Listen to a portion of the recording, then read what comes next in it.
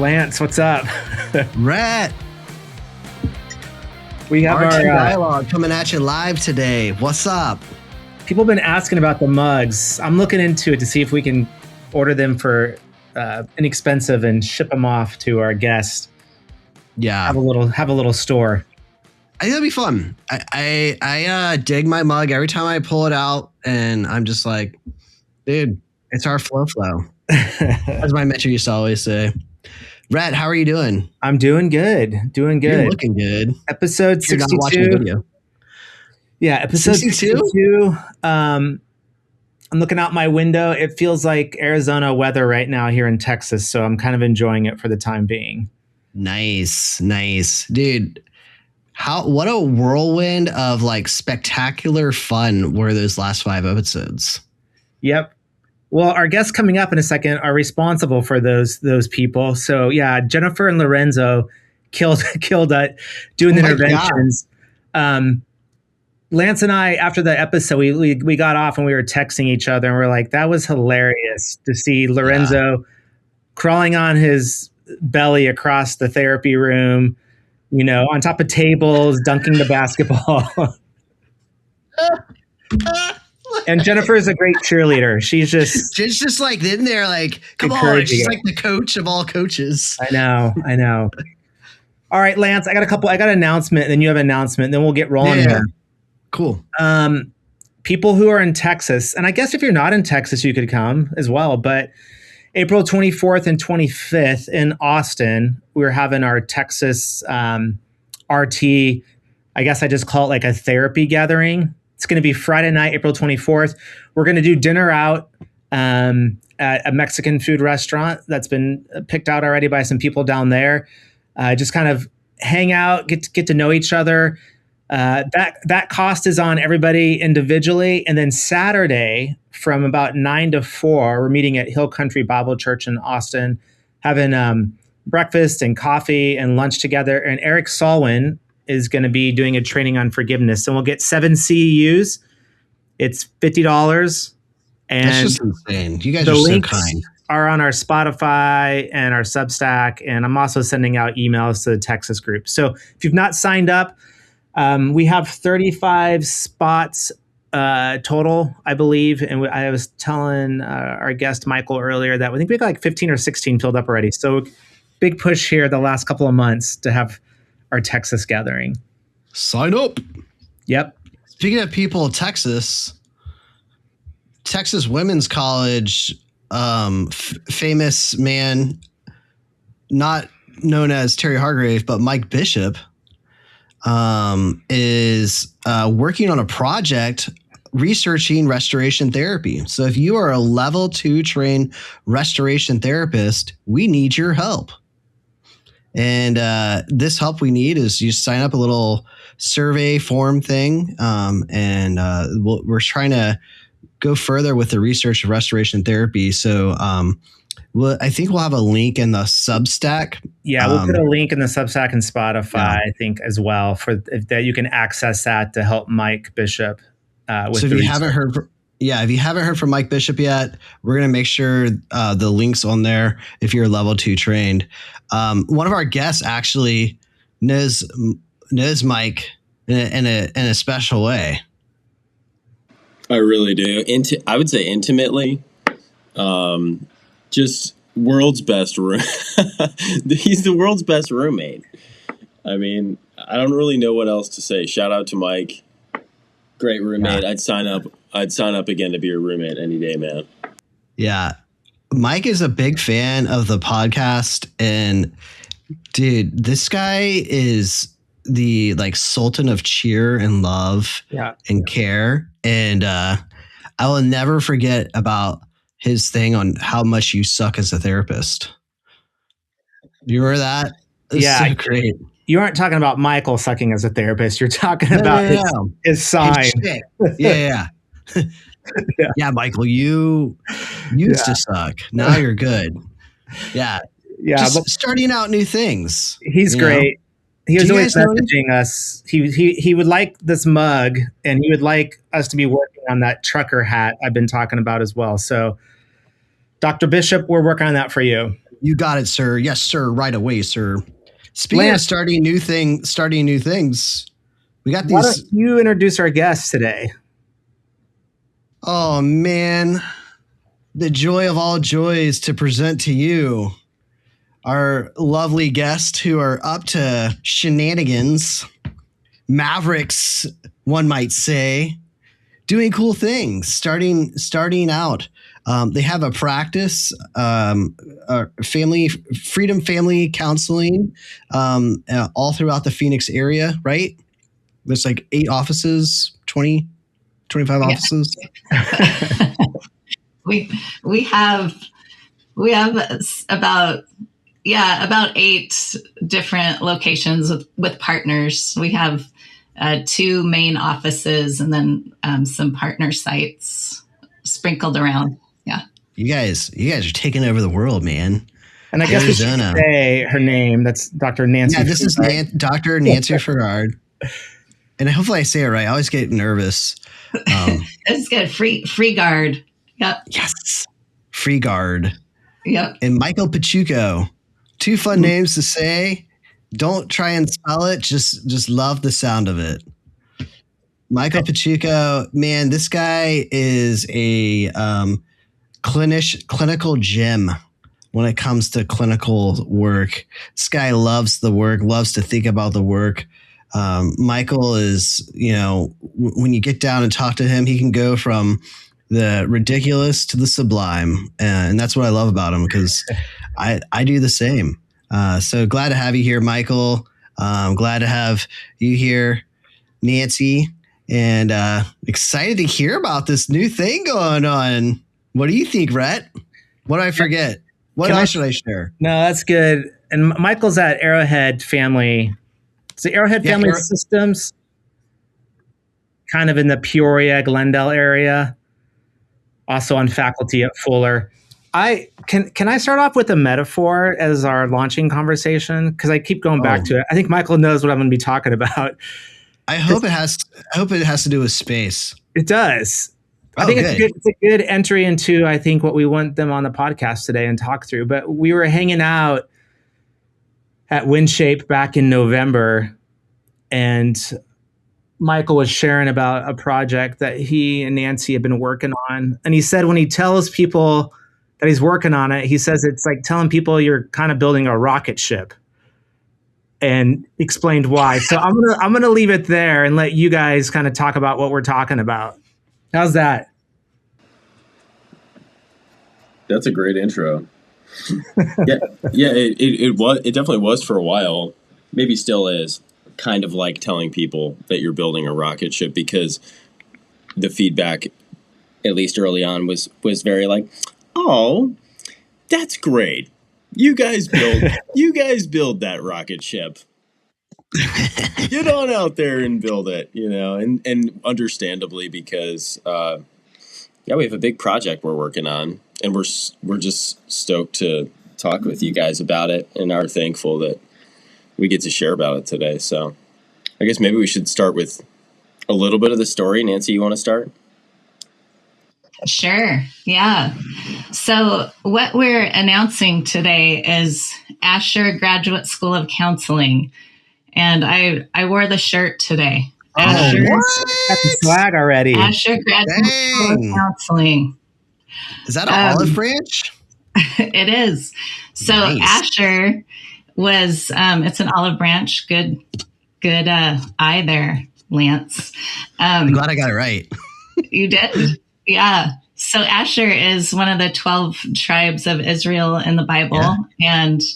And Moses gave him a double blessing. And Asher means he got all these olive trees and olive groves and abundance. And as we know, olive oil in the Bible it signifies healing and restorative health, actually. And so abundance, restoration, it also means happy and blessed. And so it was just a perfect name as we were looking for names. It just stood out to us. And So we are starting Asher Graduate School of Counseling. Super excited. The reason that we're starting it, the reason is because here, especially in the Phoenix Valley, but I feel like nationally, we are short on counseling schools, and particularly faith integrated counseling schools. And so we've got about 5 million people here in Phoenix, and we've had 3 faith integrated counseling programs, and one of them has just decided to sunset and close in the time when we really need, competent clinicians being raised up. And so the timing is just, it was really unfortunate that this program that was pretty robust decided to shut its doors. And so I heard about this from a donor in the area. He brought it to my attention, and I was like, oh, that's unfortunate. And I genuinely felt sad about it, because we see the need is just so huge. I mean, so many people need good, quality counseling. And he said, well, I think that, can you help me do something about it? And I was like, I'm pretty busy, but what are you thinking? And he said, well, let's go talk to their president. So I end up talking to the president of the seminary in town with him. And they said, we have 3 problems, basically. This is why we have to close the program, because our program director left. We know nothing about counseling. We're at the School of Theology. So we need faculty. We need accreditation, somebody that knows about accreditation. And we also need practicum sites. So as a counselor and somebody who's been in academics, I was like, those aren't reasons to shut a school. Like those are pretty easy. So they said, basically, would you be interested in running this? And I said, not really. I've got a lot of other things going on, but I would be interested in helping, and I can find faculty, and these problems are not insurmountable. So that's when I reached out to Michael, because Michael and I go way back. The first time I ever met Michael was at Arrowhead Family Systems, when I was working there as well. And I walked into the room where he was, and he was reading an RT book. And I went, whoa, do you like restoration therapy? And he said, I do. He said, this is the theory. And I was like, right? It is the theory. I said, that's my favorite, type of therapy. And so that's what connected us. And then we went to the level 2 training together. And did we go to level 1 and level 2, Michael? We did both. So. Yeah. So like literally right after we met. So we traveled together. And anyway, that's the backstory of Michael and I, and we hit it off and we have great fun together. And there's something just incredibly special about Michael. If you know him, yes, he's just an amazing person. And probably, I don't know, Michael, what are you, like 15 years? I'm 15 years your senior, probably. So, anyway, he's willing. He's an old soul, though. His soul age is like, I feel like he's like in his late 90s. Yeah, I do too. Yeah, somebody I can look up to in many ways. So I love the way this podcast is going. This is great. So I wanted to immediately I thought of him, and so reached out to him about this venture. Well, we got into this venture, you guys, with this seminary in town, and I don't know, halfway through it, we started to see they kept kind of coming back and and like really heavily hinting, we can't do this unless you run it. And I just was like, I can't be going in, my skis can't be going in that opposite of directions. I've got the practice here. I've got a practicum. We have a nonprofit that is specifically made and originated to train competent Christian counselors in the practicum setting. So we take a lot of interns. We've trained in the last three years, over 30 interns, and we've trained them in RT. Whoa. And so I had all this going. It was set up, but Phoenix Seminary needed a practicum site. And so anyway, it was suggested to me like offhandedly by a psychologist that we work with. He's like, why don't you just buy the program? And I was like, that's crazy. I can't buy the program. And he goes, no, then you could just run it under, like it could all work together in this synergistic way. And so I at first I just thought that's crazy and talked to Michael about it. But the thought stuck in my mind. And so we started talking to people, could this work? And again, just such a crazy idea. And I talked to our old program director at Fuller, Gloria Gabler, and she was like, actually, there's a precedent for doing that. So I don't want to get too much into the weeds here because it's a very just intricate story of God being on the move over and over again. But she said there's a precedent for that, and that is possible. So we went to Phoenix Seminary, the seminary in town, and I proposed this, just thinking, oh, they're just going to be like, you're crazy. No way. And I said, is there, can we do a partnership? And, Gloria advised you can't buy the program, but they could give it to you if they're going to close it. And so that's where they very surprisingly said yes. It was approved by their board, by their cabinet. Everything was set to go. And at the 11th hour before they were going to announce it in December, the faculty decided that they would really need it to be super, like have a lot of theology integrated into the program, so much so that it actually made the program not viable because they were talking like 100 total credits. And so it dissolved at the last minute. So Michael and I are like, okay, well, we'll keep going about our business. Well, in talking to the donor about what happened, he looked at me and he said, Nancy, I know that the Lord is in this. I have no doubt. And he said, so what I say is, chin up, eyes forward. Why don't we do this on our own? And that's where it came from. Simultaneously, Michael and I started getting really just a lot of favor with our board of behavioral health here in town and in Arizona. And things just started unfolding one thing after the next. So then we were faced with the problem, not the problem, but how do we get accreditation for this? And Michael, do you want to pick up there? Yeah, this is a good, I think, microcosm, the accreditation piece of it all.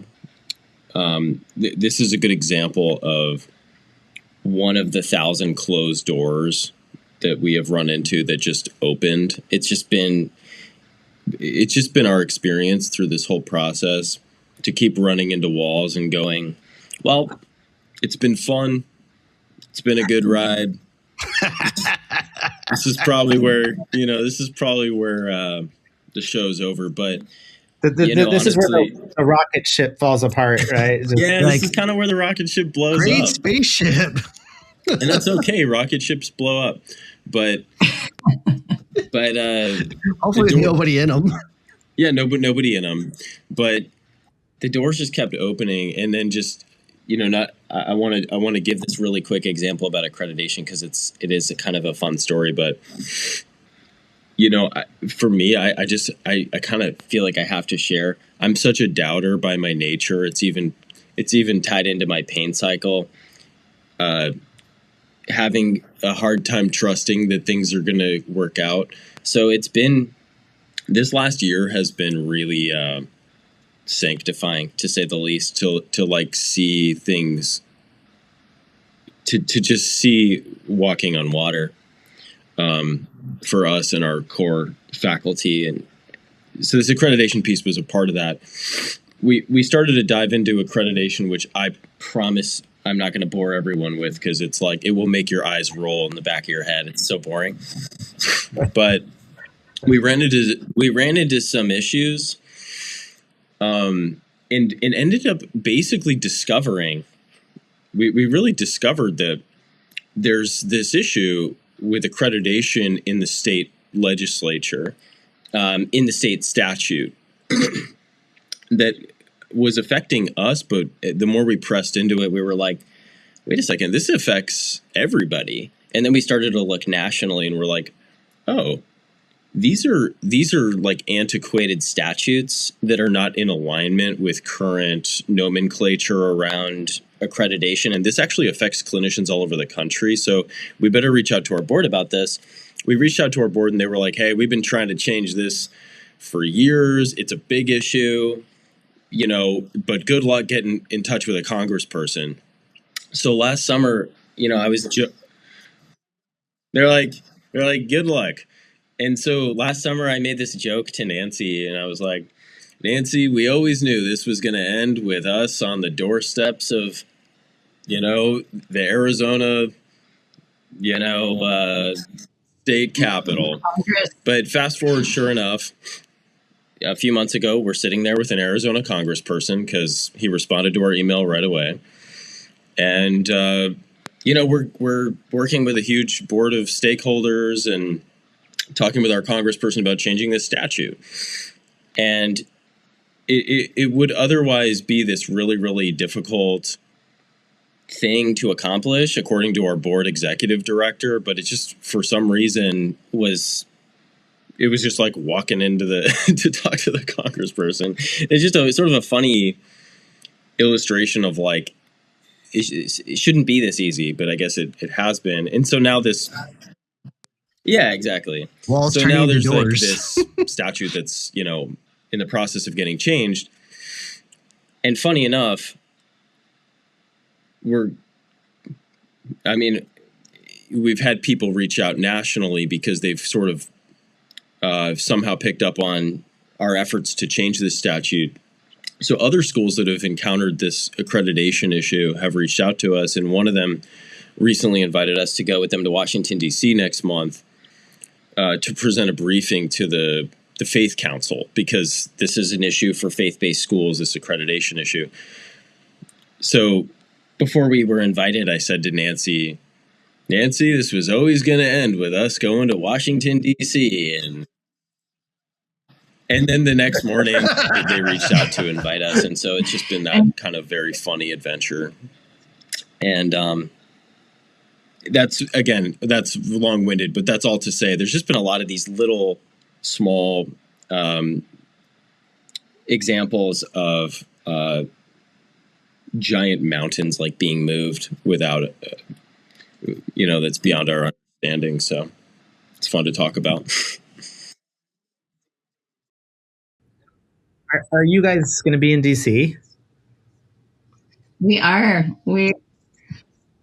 We're going to present a brief to the Attorney General of the United States of America, and it's wild. And literally the night before we were reached out, this other pretty big school reached out to us. Like Michael said, he's made that statement. He's like, we always knew. And I just laughed. We never. And so the next day, literally the next morning, I said, Michael, we've been invited to Washington, D.C. To speak to the Attorney General and a lot of other, people, including Dr. Phil McGraw. So he'll be there as well. You could have not Dr. Phil, what you need to know that Phil? That Phil. Oh my God. That Dr. Phil is going to be there. So yes, we could never have get a picture of Michael with Dr. Phil with their mustaches. I know, right? So we're getting Michael fitted for a suit soon. He's going to get a tailored suit, and we'll be there March 16th meeting with some leaders. That's crazy. And what this does, so these things just show us over and over again that the Lord is interested in this venture for whatever reason. I mean, we know the reasons. We need good counseling out there to help meet the need. And what this does, what all of this stuff is doing with legislation, it's allowing us to have accreditation because we're such a small program. Accreditation runs around $200,000 to get, and it's really not cost. It's cost prohibitive for us being this little school, and then every year you have to pay thousands and thousands of dollars to keep it. So if we can get national accreditation that still has the same standards, then it's like a tenth of the cost. And wow. And so that's what the accreditation overhaul is happening for this reason. And so there's a lot of schools interested in it and a lot of different school programs. So we've been catapulted onto literally the world stage just without ever asking to be there. Wow. That's so wild. I have so many questions. Yeah. Rhett, do you have questions? No, it's just one of those things in life where, we all have hopes and dreams and wishes, but you can never imagine, like, this would never be written in your plan of like how you're going to go about something or accomplish something, Yeah. It's just like going hands open, just whatever God wants to do, just trusting that process. It's just always so much better when we can't even, my dreams and my wishes for myself are not as great as what God wants to do in my own life, and I just like, you too, like you said, never thinking you're going to be at the steps of the state capitol, let alone the national capitol, is just wild to me. That's all. So wait, what are y'all's titles for the Asher Graduate School? So right now I'm the president of the school, and Michael is administrative faculty, and he's going to get his doctorate through our school as soon as possible so that he can, get into leadership there at Asher and also be a faculty member, teaching faculty. So that's where we're at right now. That's cool. I was just looking at the program, and you have a D-Min that you offer. We do. It's a 2-year program. Mm-hmm. That's amazing. And it has like RT and stuff all connected to it. Yes. So that's the program that we're starting with. And it's a doctorate of ministry in marriage and family studies. And so it really is a place where we're helping, people that already have their MFT degree or counseling degrees can come and get their doctorate. And that guy. Yes. Right. I may have to join someday here. What's that? I may have to come get my D-Min there at some point. Yeah. We would be honored to have you join us, Rhett. Awesome. And we would love to have many RT therapists out there come and join. And Michael, I think you speak really well about how we want to integrate restoration therapy into this program and into our subsequent programs. Yeah. So if you want to speak a little bit on that. Sure. Yes. First, I can speak into it specifically first with the D-Min, and then maybe just to zoom out and talk about the RT of it all a little bit more broadly, because it's a really big piece of what's led us here. But specifically to start with the D-Min, I mean, we do want this to be kind of a practical doctoral degree. It's not a PhD. It's not a PsyD. It's not for producing arduous academic material. It's really for folks who are in the weeds of the work, both in clinical work, but also in ministry. Our vision is to invite in ministry leaders and clinicians together.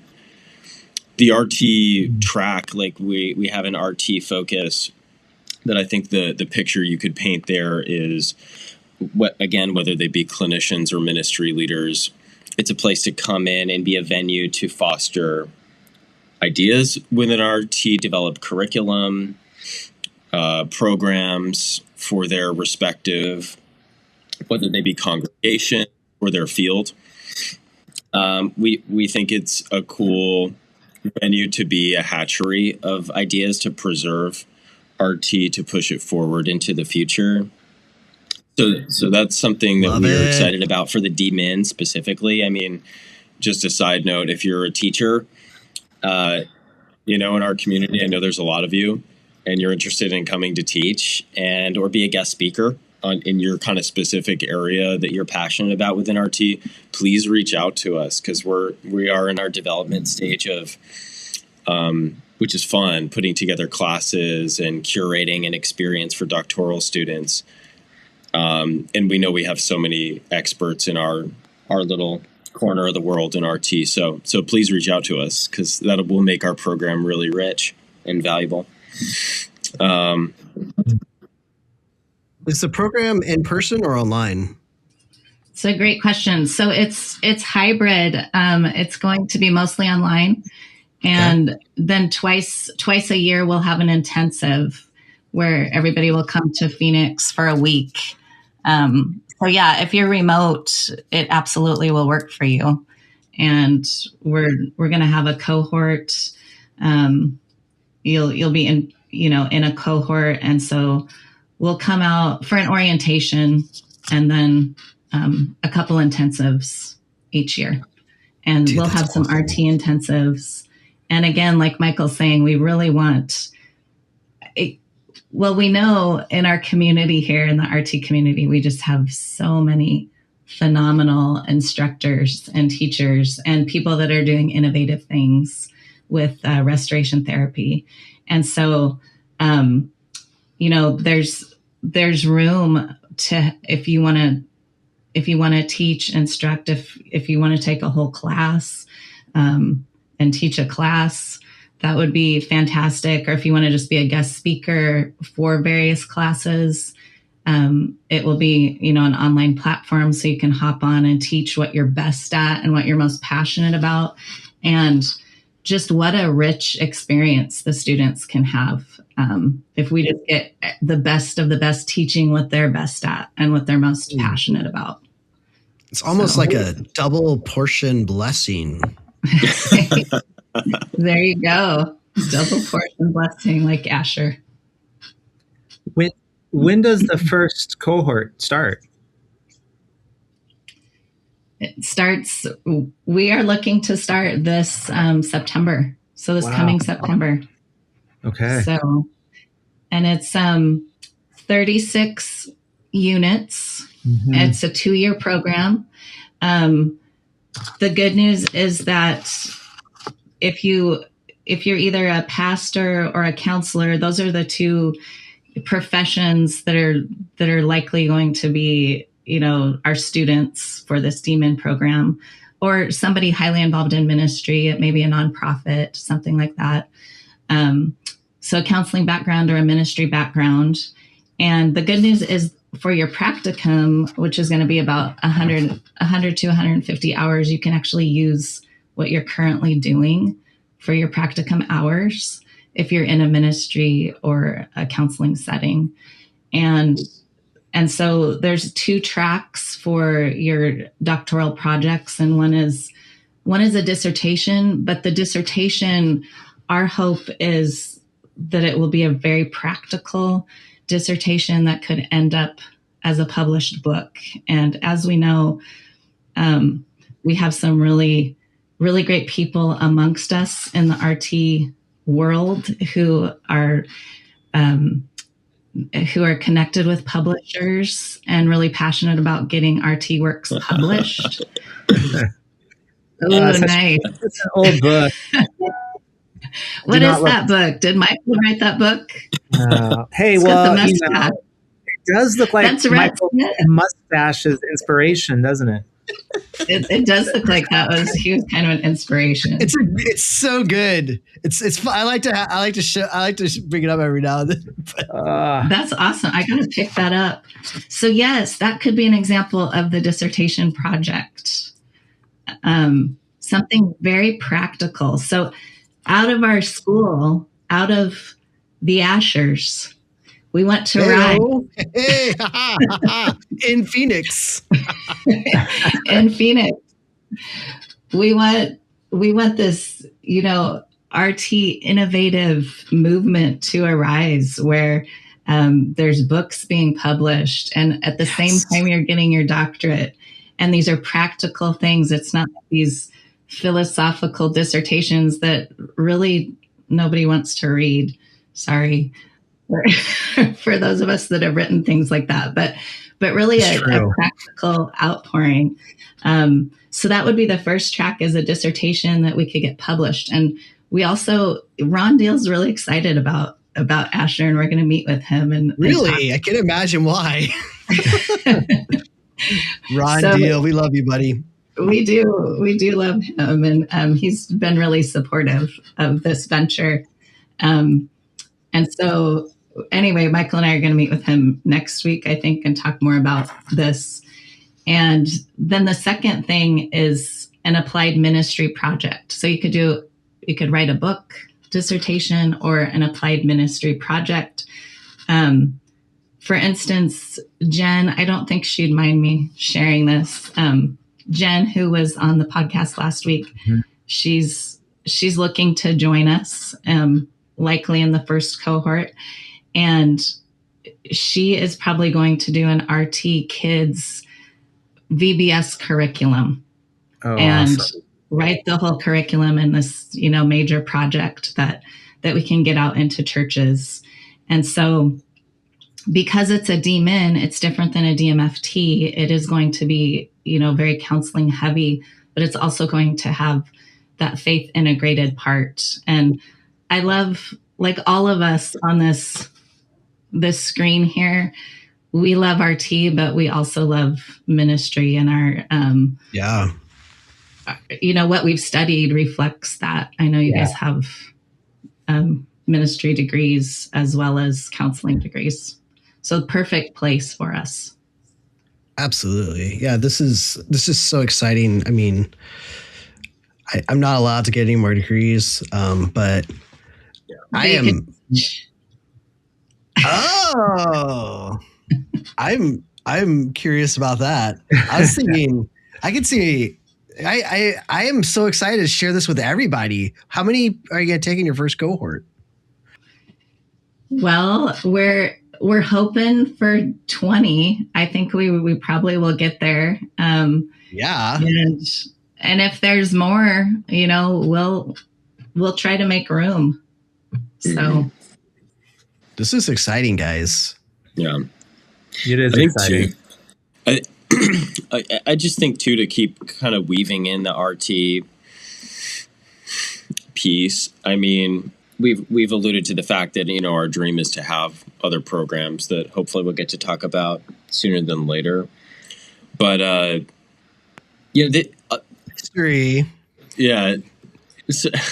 So much of this, the reality is, so much of this is born out of, like, Nancy and I have known each other for a long time. We both spend a lot of our weeks with students. Me at Fuller, Nancy with her interns at her practice. Like, our lives are really spent with students, and over the time we've known each other, we share a passion. We there's a certain kind of passion in our voices, when we get talking about preparing students for vocation in what is a broken world, like a world that has a lot of darkness. And we feel, like we really have always wanted to prepare students to honor the gifts that they have and take really seriously the calling to enter into this kind of work where, it's so interesting what we do, guys. It's like we spend so much of our week in this kind of monastic way, like in quiet, dark rooms, giving in secret, and but we like meet and make contact with the world in that place. And we're, Nancy and I have conversations where we're just so passionate about helping students feel inspired and empowered and have the courage to do that. And my point actually is here that RT as a theoretical framework, we all love it, but we also love that it sort of implicitly promotes virtue, these kind of virtues that it takes to do the work. Like RT meaningfully informs what it means to do this work. And, I know you guys talk about it all day. Like this is your passion too, Lance, I know with your supervisees, and this is why you guys do this, is to bring us together and connect us. But RT, like it sort of draws out of us this kind of virtue that ultimately we're like thinking, what if we had a grad school that sort of tried to embody that and had that be the spirit of the whole program, so that these things transcend RT as a model. And these are the things that we feel like we've inherited through RT and want to preserve and codify in academia and codify in an institution. So yeah. So we're excited. It's Max, what's going on in your brain, bro? It's funny. I mean, I'm not committing to anything right now because I can't commit to anything. I have a daughter in college right now. But I was talking to my wife. She knows I've been looking at grad school programs and trying to figure out what I want to do, because I am passionate about the integration piece. My days have passed me to go do a PhD. That sailed a long time ago, once life got busy. And then I looked at DMFTs, I've looked at DMINs. But for me, the most important piece is learning in a community that I am inspired by, and that is practicing things that are important to me, and being on the ground level of that. And, I was looking at your website earlier too, and all throughout this, it's not that expensive. 20 grand, at least estimated, kind of, is not that expensive for a 2-year DMIN program, So it's impressive. I think it breaks down to like $800 a month for 2 years or something like that, if you break it down. Which is super exciting. Yeah, my wife the other day, we were talking. She's like, "Wait, you have interest in maybe going back even into the ministry world?" I'm like, "Well, you never know." I love the work that I do in my therapy office, but as part of my work, I love working with pastors and church organizations too, and integrating that. And like your website says, I think from memory, clinical excellence, biblically grounded. Is that what it says? Yeah. Mm-hmm. Yeah. And I feel like that's what I feel like in the therapy world, you can get a lot of good clinicians and not the integration piece, or you can get a lot of integration and not very good clinicians. And so I like that that's the intersection that you're aiming for. And I think that's really important. Mm-hmm. And I'm just excited. Ever since you shared the story a few months ago, I was like, this is going to be just awesome, not only for the community in Phoenix and other people, but I'm excited selfishly for the RT community and the future, and you guys being a hub or a hatchery, in your words, of so great, of a lot of things. So I'll stop rambling. I'm excited about it. Lance? Yeah, I am too. I think there's so much promise here. And the Stoke, like, I have a lot of stoke in me in general, but like, the Ashers are freaking amazing, man. I'm like, just looking at the program, the dynamics. You have like a lot of RT components, but there's like clinical sexuality. There's a few other elements that are included in there, which I think would be so powerful in a program. So this is great stuff, guys. Yeah. What do you think are the challenges?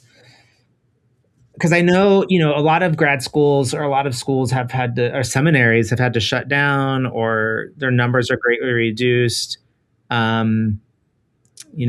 live in Dallas now. I have a friend who's a vice president at DTS. And so we talk through this. DTS actually is doing pretty well at the moment. And I'm just wondering, as you guys have navigated all of this, what do you think the biggest challenges are in, I don't know, running a graduate school program, or that you see as potential challenges? And I know that's broad. I know it's a lot, but I'm just like, I don't know. How does a grad school stay afloat in this world? What is that? What are the challenges you guys see, and how do you think about navigating those? We've both worked. Nancy and I have both worked in a few different grad programs in Phoenix. So it's a really good question. There's probably a ton of different doors you could go into to answer the question, but actually the door I'm going to go into is just from my experience teaching in, like I said, 3 different grad programs in Phoenix. But from the perspective of the student, it's tough to create a quality graduate program where there's mentorship, where students can actually feel empowered and encouraged entering the field, because a lot of programs rely so heavily on adjunct faculty. Just for example, there's nothing necessarily wrong with that, but when you don't really have necessarily a core that anchors the program, there can be a lack of continuity, and ultimately it can leave students without mentorship, without the support they need to confidently enter the field. So the challenge there then being for the graduate school to how do we basically make a team that's really invested in our vision, that we can pay to be core faculty to help us build something. I know that from my experience being in different programs, this has been a challenge, especially as programs scale out. But that's one thing that comes to mind. There's a ton of challenges, right? Probably. Yeah. Yeah. To be continued. Apparently, whatever challenge they have, it's like a door just opens up. So yeah, they're going to be in DC. Yeah, and that's what I think gives us so much. Well, I know it gives us just so much confidence, because we would not be confident at all if we did not know that the Lord's hand has been in this. It really is everything. It's just, Richard Stearns wrote a book, Lead Like It Matters to God, I think it's called. So Richard Stearns was the director of World Vision, and he wrote this book, Lead Like It Matters to God. And the main premise of that book is that leadership is all about submission. And I think as long as we keep submitting ourselves to, what the Lord has in mind, that's where success lies for the believer. And so we are seeing a lot of programs fall apart, and for various reasons. And it isn't lost on me in these moments, where we're at as a nation, where we're at as far as mental health concerns. It isn't lost on me that the schools are, kind of dropping like flies around us. But there are those that are not. You know, you mentioned DTS is doing pretty well. There's a handful of other schools that are doing pretty well. And I think as I've observed the landscape of various schools and what's going on in them, I think as long as we keep that forefront that, hey, we're going to listen as well as we can, and we're going to continue to step forward where the Lord is leading. I think I know everything will be okay, however that looks. Yeah. So, yeah. Out of the Ashers. Out of the Ashers. I mean, Lance can probably speak to this more because he just finished a program, but I was thinking a couple of things that you've already addressed that I think are huge in our environment, our timing is graduate school is not cheap, but that is a really affordable price for graduate school, number one. And two, I like the hybrid model that also includes intensive and working with people in person, because I think one of the challenges, because I went to Fuller back in the day when, you lived on campus full time, or, you were there. And, one of the challenges in the ministry world is that you'd have people working in the context of ministry, and then you'd pull them out of that for years and then try to get them back into that. And so I think the ability to teach students why they can still stay grounded in the context of their therapeutic and ministry work, but then also learn, I think is really critical. Not just for the world we live in that, is online a lot, but just in terms of, I think, a continuity of learning and training and practicing versus just yanking people out. So I don't know. I was just thinking that's what I love about the program. I think it's affordable. I think that it's that model works really well.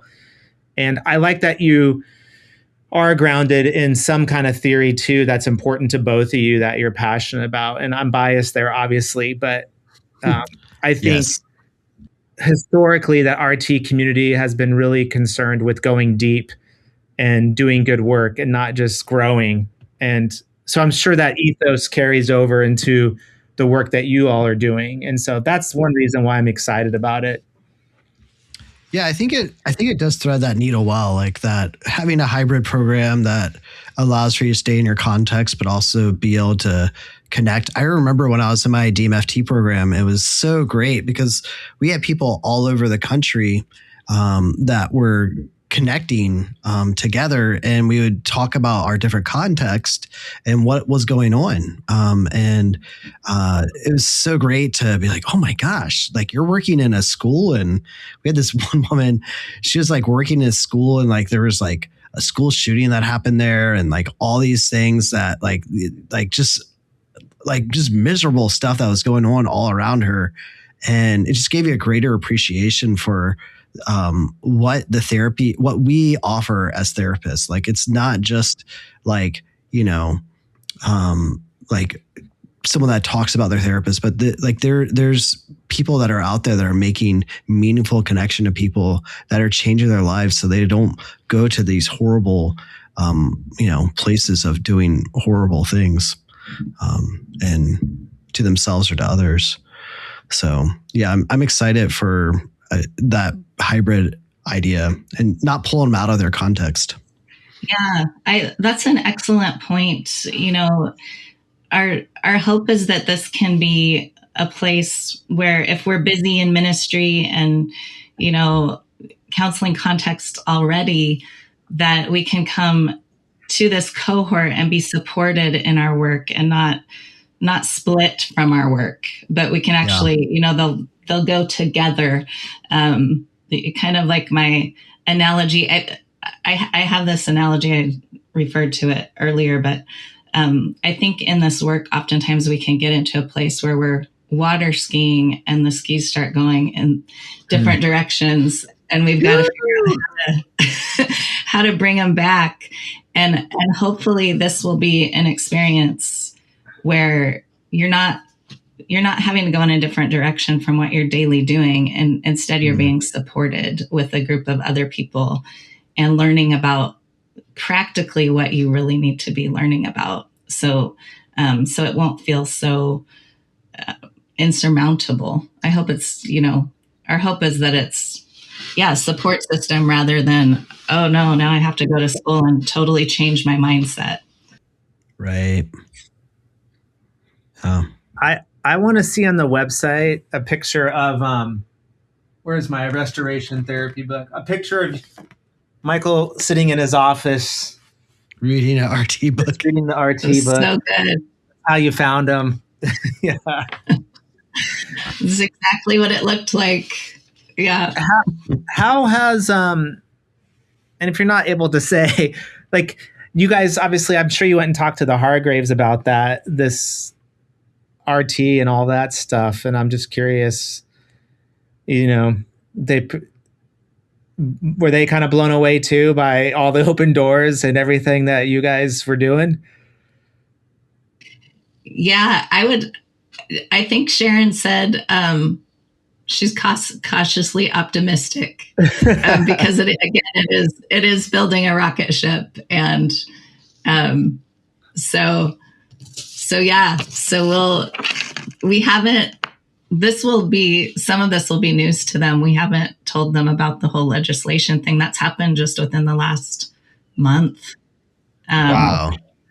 So that's going to be new news to them. That's cool. Cool. They're always going to be everyone's biggest cheerleaders and supportive, but they have an understandable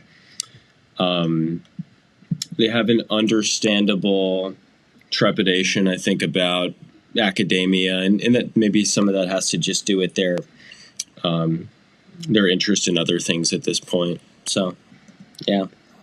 Everybody's scared of the A word, the accreditation word, but, dun, dun, dun. But that's what that's the monster, but doors are being opened there. That's awesome. Yeah, so, I'm nervous about CEUs, how to figure out how to do CEUs in my own state. So I can't imagine accreditation. So sorry, Lance, go ahead. Yeah. So we have a lot of students that listen to this podcast. And, I think about the students that are like growing in the clinical world. Like, what is it like for you guys? Like, you guys have, like, Nancy, you used to be a teacher. I guess now you're the, and Michael, you teach. So I think about, when you think about students, right? And you think about like encouragements to them and ways that you'd want to help to build them up or things you want to encourage for them. What are the big things that like students really need support in? Like, what do you notice? Like if you're like, if I could just really be real with you right now, this is what I really want to do. Yeah. Here's what comes to mind. I was talking to a prospective student yesterday. Yesterday. And this person was looking at different graduate schools and things like that.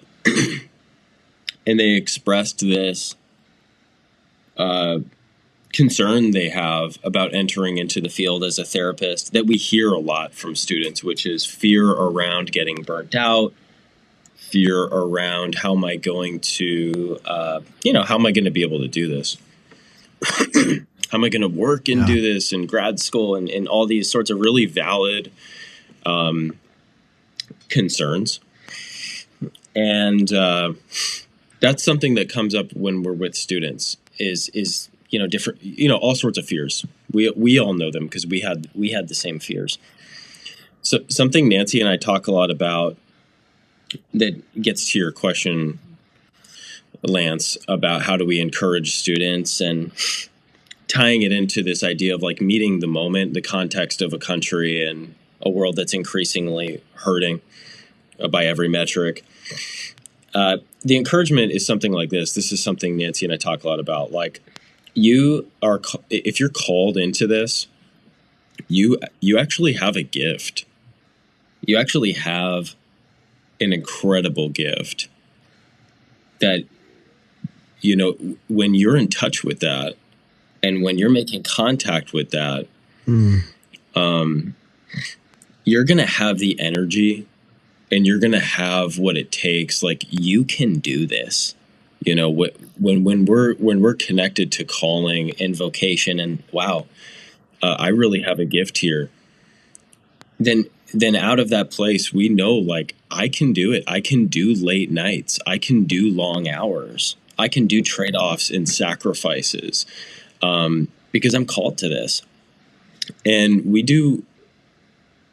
I know we try to encourage our students in that way by letting them know you can do it. Like, you can absolutely do this. But we also, just to tie it back to Asher, we really want that to be a spirit in our culture where we promote hard work, like, for God's kingdom. Like, if you're called into this, let's go to work. This world needs a lot of wise therapists right now, and ministry leaders, like, more than we ever have. I think it's even safe to say. So I don't know how that answers the question, other than to say, to spur each other on, right? You can do it, students. You can do it.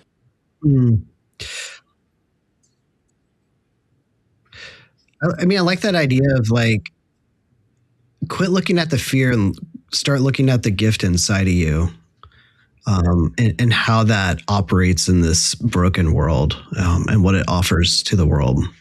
That there's something great that when I look at you, and if we could just lean in, instead of looking at the fears on the outside, to lean in and look at who God's creating on the inside with the gifts and the talents and abilities. There's something different that you offer. Mm-hmm. That's good. How would you answer that, Nance? So, yeah, I mean, Michael is referring to what I really believe is a pervasive problem. When I talk to students as well, there's this the spirit of fear. I mean, that's a good way to say it, Lance. There's this fearfulness of, I don't know if I can see more than 4 clients a week, because it's so much, and I have to think about my self-care. And, you know, I think personally, I think we've talked about self-care too much. And it's like it's just, you know, it's a little there that might make some people upset out there, but that's, get them, Nancy, get them. It's what we're seeing. So what we're seeing from students is that very thing is now they're gifted and they're equipped, and they're like holding back their gifting because they're like, I don't think I have what it takes to actually get out there and work hard. There's, for whatever reason, there's this real feeling of self-protection almost. And so anyway, that is something that comes up. I know a lot of different instructors, professors, and for some reason, that's just like a strongly held belief out there with young therapists. And one of the things that I think is holding our field back as well, because again, we have this huge need, and then we're trying to get more therapists, but they're like, yeah, I can probably handle, 5 to 7 clients a week. So I don't know. It's just a peculiar thing. So that is one thing that I think, is worthy to talk about. I think the pendulum has swung. And so encouragement. So the other thing that I know Michael does really well, and I think all of us on this screen, in fact, I know all of us on this screen and many therapists out there, we tend to be good encouragers. And that is something we want Asher to be set apart in that way. Encouraging, exhorting, recognizing talents, and whatever we can do to help those students, remove barriers for them to really get out there and just do wonderful work that will help many. So yeah, just being a place of encouragement, joy.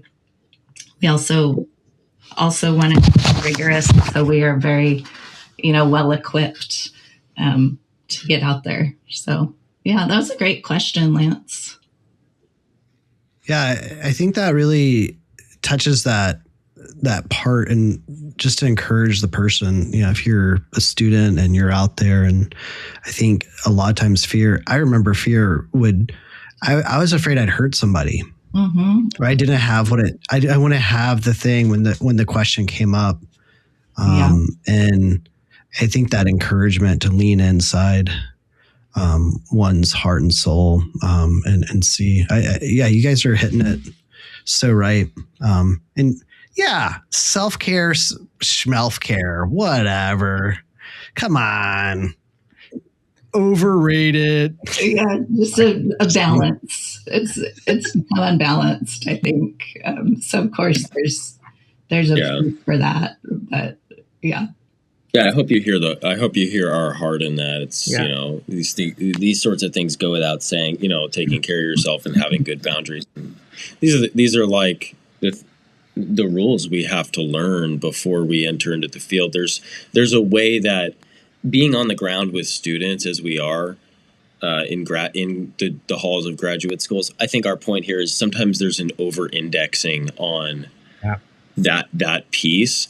Which misses, hey, you're called into something. Look at this world.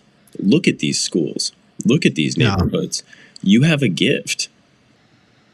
And so to speak into that, to your point, Lance, I just think is important for us, because if we think of what we do as vocation, it takes on a different meaning. So I don't know. Do you want to say anything about that, Lance? Like how you encourage your supervisees, because you have students all the time. I mean, mine is very much the same frame from you. Is helping them to see. I always think about this idea of like, what's my role in the room? Like a therapist, like what am I? Just going to your idea of gift, like what am I called to right now? And lean into that. Nothing more and nothing less. I think that's idea for us, like as the ones who get to help the helpers, that we are helping them to access that thing inside of them, the Holy Spirit or what have you, and to just find that freedom from that place.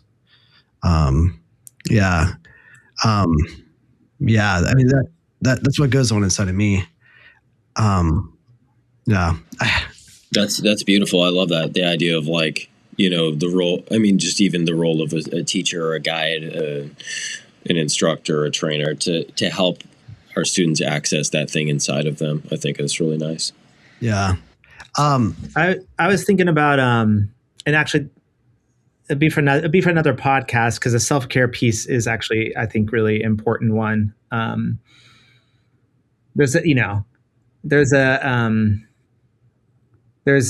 therapy practice as it looks on Instagram and TikTok, I think, to young therapists, and actually as it is in like reality, and I don't have students, but when I meet a lot of people and I talk about, my ability to do good work, I know at my age how many clients I can see a day, to do good work. But outside of that work in the room, like I have a lot of other stuff that I'm doing and that I'm busy with, and that's important to me. And I think about, if we're talking like theologically, I've been thinking a lot about Jesus' words at the end of John 21 to Peter when he says, come follow me.